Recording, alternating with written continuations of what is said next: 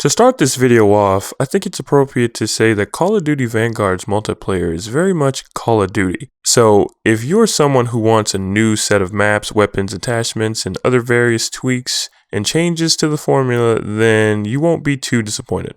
Now to the reality of the game.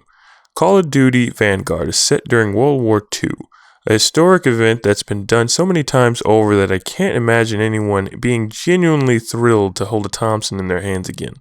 Unless you're young enough to where this is one of your first installments you've played, there has to be a slight burnout effect after fighting in Normandy for the upteenth time. I suppose it's a safe decision that the demarcation between good guys and bad guys was as concrete as it ever has been, even back since 1945. Never has a global crisis been so clear-cut, though the decision to set yet another game within it is a little more hazy in my eyes. Forgetting the setting and speaking to the nuts and bolts of the game, akin to the majority of its predecessors, there is both a single-player campaign and a multiplayer mode. In regards to multiplayer, there are some changes that most reviewers are happy about. Even though the overall playstyle of the Call of Duty game is heavily intact, there are some curveballs thrown at us, but none of them are going to change the course of the game. Perhaps the biggest change is that maps now have certain elements that can be destroyed, adding a rawness to the environment. It now feels as if war is actually taking place and that a battlefield reaps the destruction sowed by the steel and gunpowder of battle.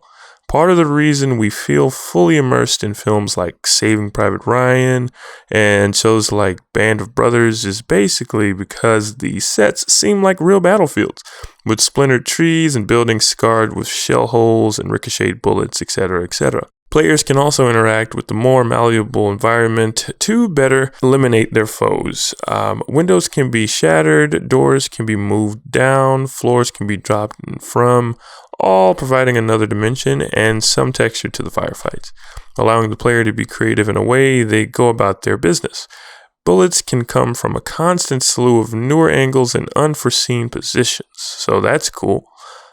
In addition to the interactive surroundings is a new gun mounting system that allows you to slide your gun back and forth on the position you are mounted on. A slight modifier, but a change nonetheless. The game looks and feels pretty darn good. This is a feat that the money and manpower of Sledgehammer, owned by Activision Blizzard, has helped them achieve. So congratulations. You should give yourself a pat on the back. It'll be fairly bewildering, though, to have such assets behind your company only to provide a second-rate visual experience, and Sledgehammer avoided such travesty. They made the game feel good, too, which helps people suspend the belief, or at least, disbelief, even further, with no clunkiness. So, the multiplayer, right?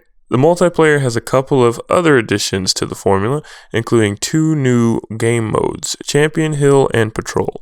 The latter mode resembles Hardpoint, except the area in which you are supposed to be controlling is constantly on the move, creating a constant, and I do mean constant, dynamism in firefights and ways in which to defend the area that you are in.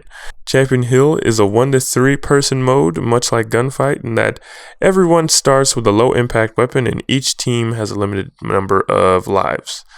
The big toss up with this mode, though, is that it comes in the form of a round-robin tournament, with around 10 or so other teams to beat. An additional element comes in the form of earning cash for kills, which allows you to buy various upgrades with the kills you worked hard to get. The single player is almost unanimously seen as a failure by the men and women that were responsible for reviewing the game, and to be frank, it's not hard to see why.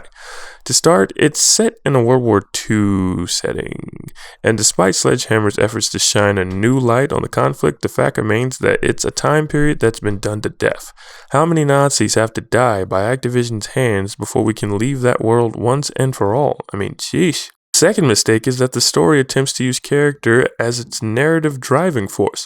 The issue with this is that the Call of Duty franchise has never been known for rich characters, at least not in my eyes, and the eyes of several review sites I visited. This game centered around 5 main characters, that's right, 5, and believes that a characteristic is the same thing as a character. Of that's a very important distinction. Okay, the Russian, right? The Russian is a vendetta-driven Character. The Englishman is smart and the Australian is brass, right? And the American is an ace. To paraphrase an acclaimed famous literary author named Zadie Smith, her students oftentimes make the mistake of thinking that one detail can make up an entire character. The word mistake is key here, and when you unpack her paraphrased quote, it makes a lot of sense. How many times have we seen hacky pieces of entertainment where a woman is defined by the idea that she is a woman? Or the famous shy character whose only personality trait is that he or she is, you guessed it, shy. Humans are an amalgamation of millions, if not billions, of genetic and psychological variables, alongside the static nature of time and another million environmental type factors.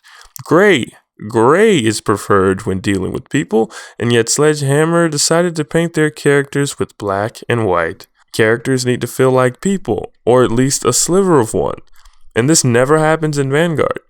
Without spoiling too much, the 5 characters are part of a special team sent to do a grand deed in Germany at the very end of the war. You'd think that the story would be focused on the team's mission and their interactions while completing it, but the twist is that the majority of the story takes place in flashbacks, using each character to take us back to various fronts the war was fought in. That's about all I'm willing to say when it comes to the story arc. It's just the narrative, right, it's exactly what you expect from this kind of super team-driven plot, okay? And the final piece of the puzzle, of course, is Call of Duty Zombies. A somewhat shining portion of the game, some believe. All action begins as a centralized hub, where portals can be activated to take you to various locations that all have their own objectives to complete. Returning to the hub allows you to cash in on the progress you make in the different zones, getting the upgrades that make zombies what it is, right?